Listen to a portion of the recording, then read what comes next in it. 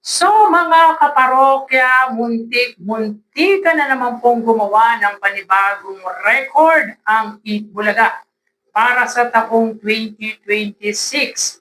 Bakit kanyo mga kaparokya? Iyan ang tatalakayin natin o pag-uusapan natin ngayong araw po. Pero bago yan at bago natin umpisahan ang online viewership ng dalawang pananghaliang programa dito sa bansa, ang It's Showtime at ang Eat Bulaga, ay makikiusap po muna ako sa inyo na pakisubscribe ang aking YouTube channel, paki-like and share niyo na rin ang sa gayon ay mas dumami pa po ang makapanood ng mga ina-upload po nating video araw-araw.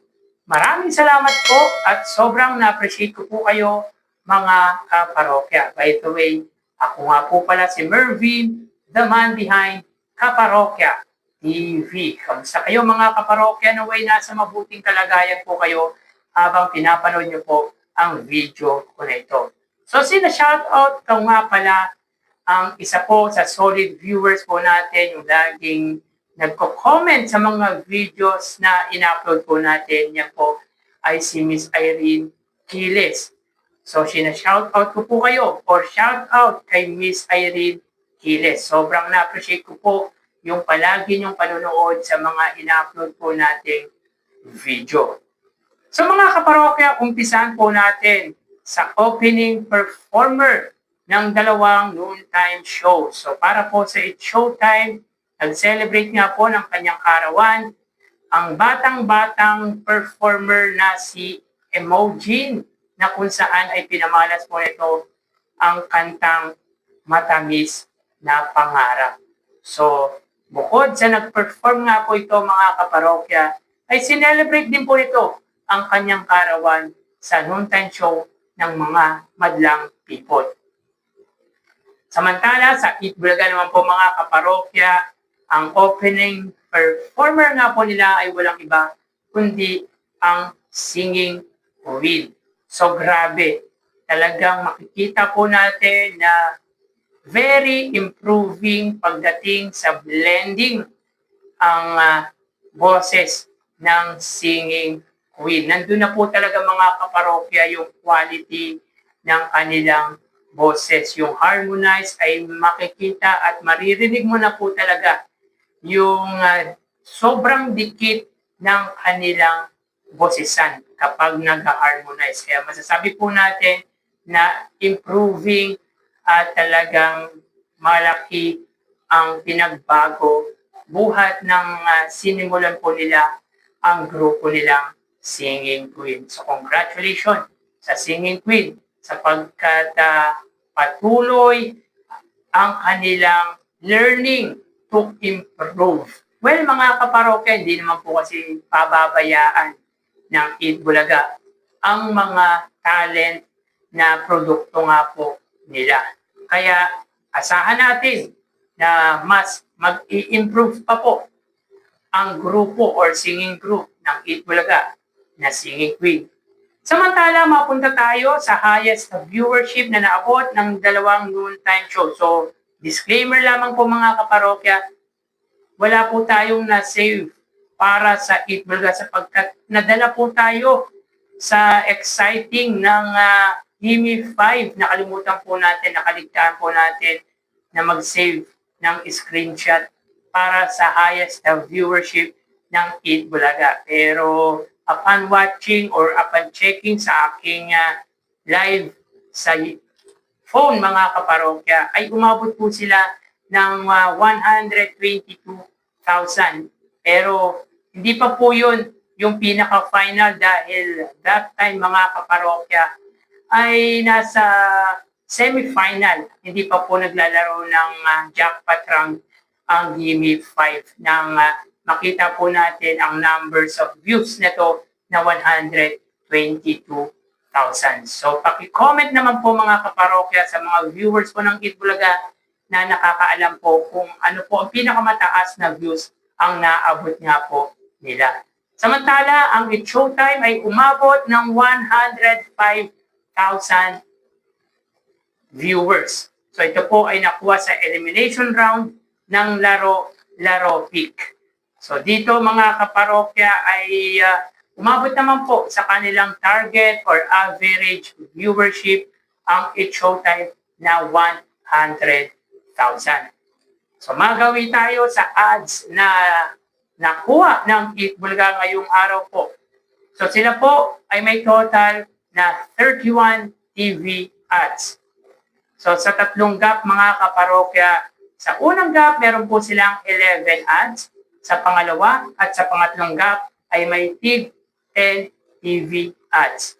So 2 consecutive days na pong umaabot ng more than 30 ads ang pananghaliang programa ng Tito Vic and Joey. Kahapon nga po ay na-break nga po nito ang 31 TV ads na pinaka-highest ngayong taong 2022 na kung saan ay umabot po sila ng 32 TV ads. At ngayon po ay 31 TV ads po ang nakuha ng Eat Bulaga. So in 2 days time mga kaparokya, they got a total of 63 TV ads. So not bad mga kaparokya sapagkat mas mataas po yan kesa sa unang mga araw na lumalabas nga po sa ads ng Eat Bulaga ngayong taong 2026. So magawi tayo sa papremyong ibinahagi ng dalawang noontime shows.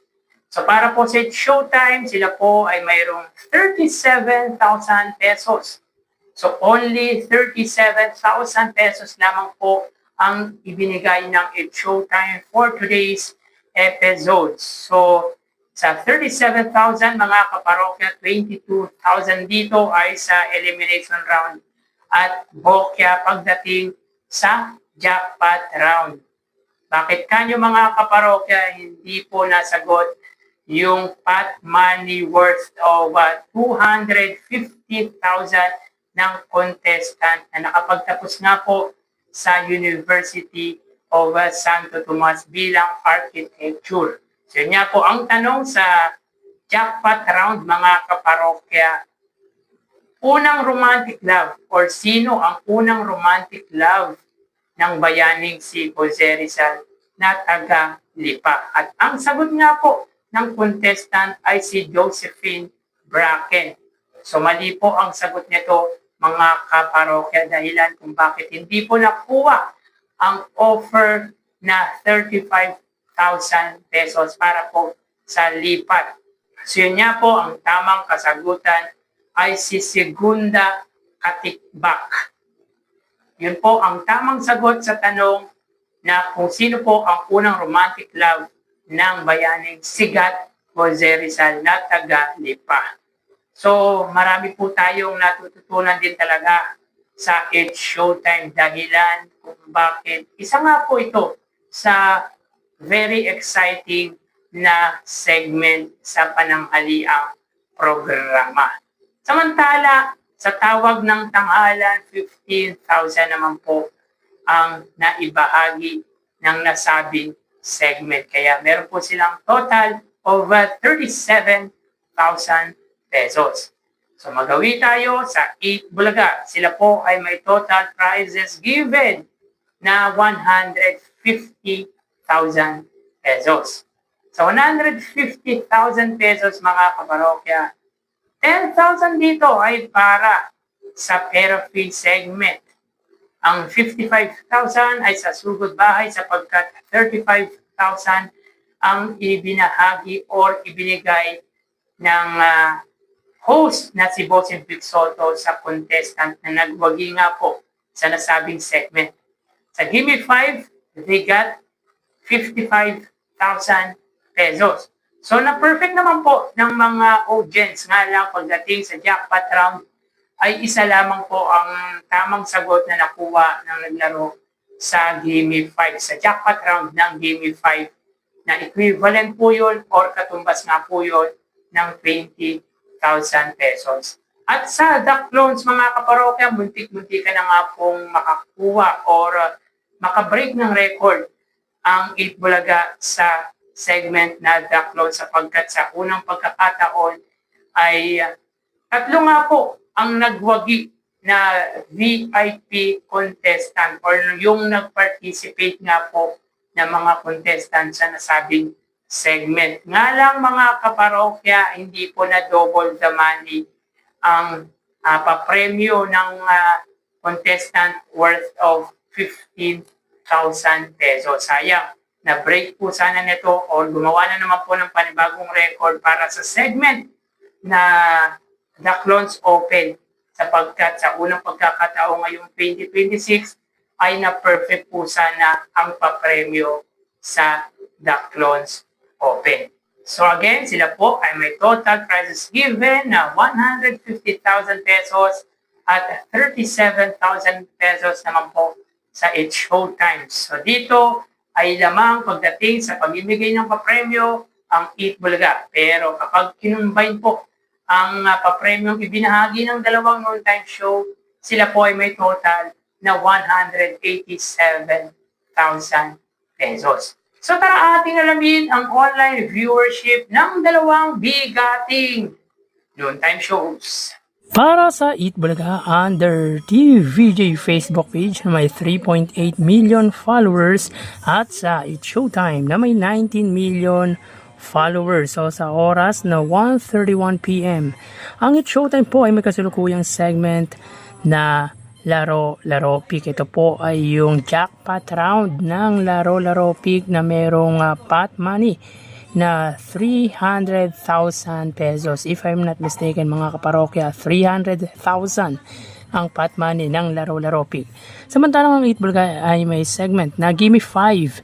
So dito may kita po natin na ang It's Showtime po ay may 3,000 viewers at ang Eat Bulaga naman po ay may 3,300 live viewers. So again, sa oras na 1:31 PM, ang It's Showtime po ay may 3,000 na viewers at ang Eat Bulaga naman po ay may 3,400 live viewers. So dito may kita po natin na ang pagitan ng dalawang noontime shows ay 400 viewers at lamang po dito ang Eat Bulaga. So magawi tayo sa TV Network YouTube channel ng dalawang noontime show. So para sa It's Showtime under GMA Network YouTube channel na may 40.8 million subscribers at para naman po sa Eat Bulaga under TV5 YouTube channel na may 2.71 million subscribers.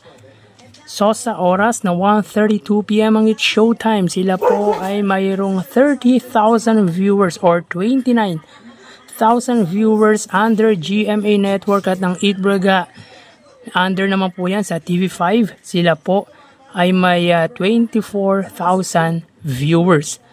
So again, sa oras na 1:32 PM ang It's Showtime, sila po ay may 29,000 viewers under GMA Network at ang Eat Bulaga under naman po yan sa TV5 YouTube channel ay may 24,000 viewers. So dito makita po natin ang pagitan ng dalawang noontime show para sa kanilang TV network ay 4,000. So, i-consider po natin yung pagbaba ng views ng GMA network.